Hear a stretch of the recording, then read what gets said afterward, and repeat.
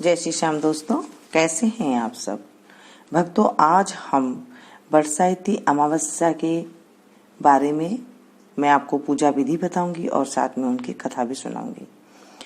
बरसाती जो अमावस्या आती है ये सबसे बड़ी अमावस्या होती है और इसमें वट वृक्ष की पूजा की जाती है, यानी कि बड़ के पेड़ की पूजा की जाती है।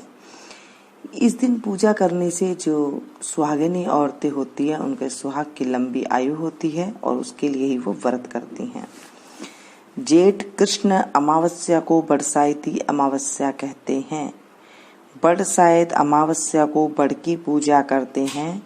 पानी, मूली, रोली, चावल, गुड़, भिगा हुआ चना, फूल, सूत मिलाकर बड़ पर लपेटते हैं और फेरी देते हैं। बड़ के पत्तों का गहना बनाकर पहनते हैं और बरसाती अमावस्या की कहानी सुनते हैं। भीगे हुए चनों में रुपया रखकर बायना निकालते हैं, फिर हाथ फेर कर सास के पैर छूकर बायना देते हैं। अगर किसी की बहन बेटी गांव में हो तो उसको भी बायना निकालने के लिए भेजना चाहिए। ये इसकी विधि है। अब हम इसकी कहानी भी सुनेंगे। बरसाती अमावस्या की कहानी।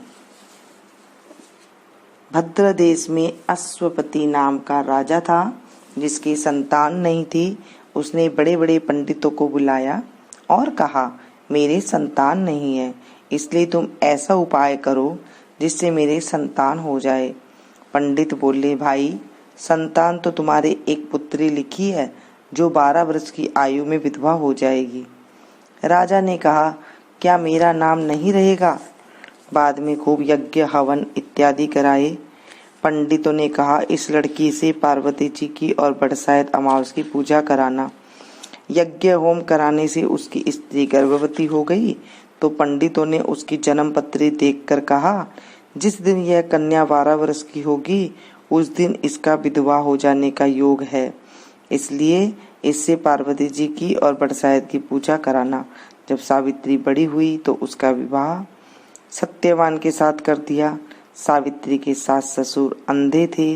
वह उनकी बहुत सेवा करती थी और सत्यवान जंगल से लकड़ी तोड़कर लाया करता था और सावित्री को मालूम था कि जिस दिन 12 वर्ष की होगी उस दिन उसका पति की मृत्यु हो जाएगी। जिस दिन वह 12 वर्ष की हुई उस दिन अपने पति के हाथ जोड़कर बोली, आज मैं आपके साथ चलूंगी। सत्यवान बोला, तू मेरे साथ चलेगी तो मेरे अंधे माँ बाप की सेवा कौन करेगा?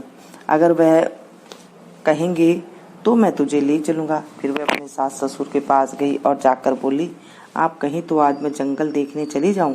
वे बोले, बहुत अच्छी बात है, चली जा। जंगल में जाकर सावित्री को लकड़ी तोड़ने लगी और सत्यवान पेड़ की छाया में सो गया। उस पेड़ में सांप रहता था। उसने सत्यवान को डस लिया। वह अपने पति को गोदी में लेकर रोने लगी। महादेव और पार्वती जी वहां होकर जा रहे थे। उसने उनके पैर पकड़ लिए और बोली, मेरे पति को जिंदा कर दो। वे बोले, आज बरसाती अमावस्या है, उसकी तू पूजा करेगी तो तेरा पति जिंदा हो जाएगा। इससे वह खूब प्रेम से बड़ की पूजा करने लगी। उसने बड़ के पत्तों को गहना बनाकर पहना जो वो हीरा मोती के हो गए। इतने में धर्मराज के दूत आ गया और उसके पति को ले जाने लगे। सावित्री ने उसके पैर पकड़ लिए। धर्मराज बोला, तू वरदान मांग। सावित्री ने कहा, मेरी माँ बाप के पुत्र नहीं है, वे पुत्रवान हो जाए। धर्मराज बोला, सत्य वचन हो जाएगा। फिर वह बोली, मेरे सास ससुर अंधे हैं, उनके नेत्रों में ज्योति आ जाए। धर्मराज ने यह वर भी दे दिया, पर सावित्री ने धर्मराज का पीछा नहीं छोड़ा। धर्मराज ने कहा, अब तुम्हें और कोई क्या चाहिए? सावित्री बोली, मुझे 100 पुत्र हो जाए। धर्मराज बोला, तथास्तु। फिर वह सत्यवान को ले जाने लगे। तब सावित्री बोली, हे महाराज, आप मेरे पति को ले जाएंगे तो पुत्र कहाँ से होंगे? धर्मराज ने कहा, हे सती, तेरा सुहाग तो नहीं था, परंतु बरसात अमावस्या करने से और पार्वती जी की पूजा करने से तेरा पति जीवित हो जाएगा।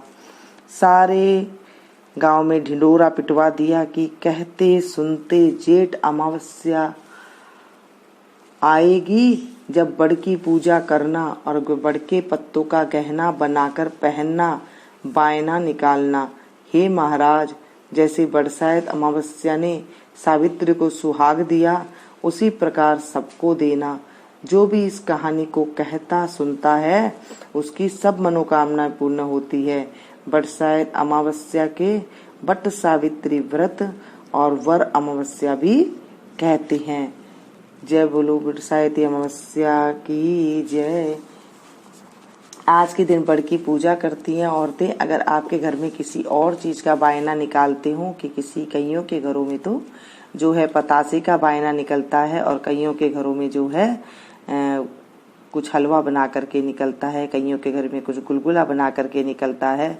तो इस तरह से आप देख लीजिएगा, आपके घर में जिस चीज से बायना निकलता है आप उस चीज का जो है बायना निकालें और अपने बड़ों को दे। जैसे सास वगैरह है तो उनको दे दे, या फिर जो है आप अगर सास वगैरह नहीं है तो कोई बड़ी उम्र की औरत है तो उन्हें दे दे, नहीं तो आप फिर ब्राह्मणी को दे सकते हैं। ऐसा हमारे ग्रंथों में कहा गया है। ऐसा करने से हमें जो है बहुत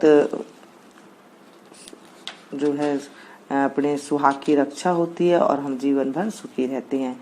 इसके बाद विंदायक जी कहानी जरूर कहनी चाहिए।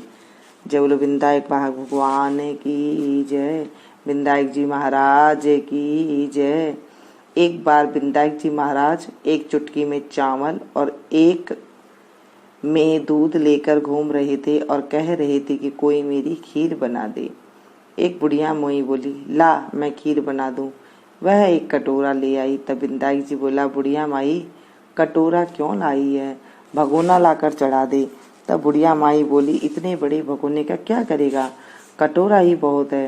विंदायक जी ने कहा, तू चढ़ा कर तो देख। बुढ़िया माई ने भगोना चढ़ा दिया और चढ़ाते ही वह दूध से भर गया।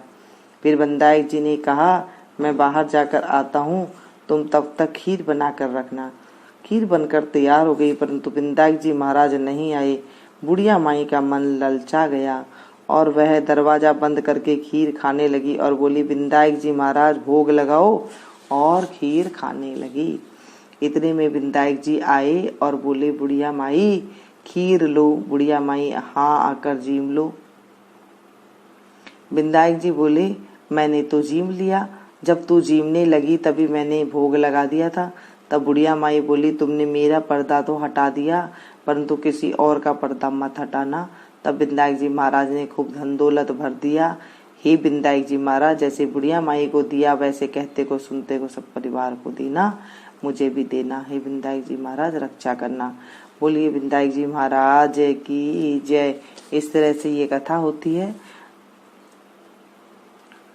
दोस्तों पसंद आए तो प्लीज एक लाइक जरूर दीजिएगा और इसे ज्यादा से ज्यादा औरों के पास भी शेयर कीजिएगा ताकि औरों को भी फायदा हो सके।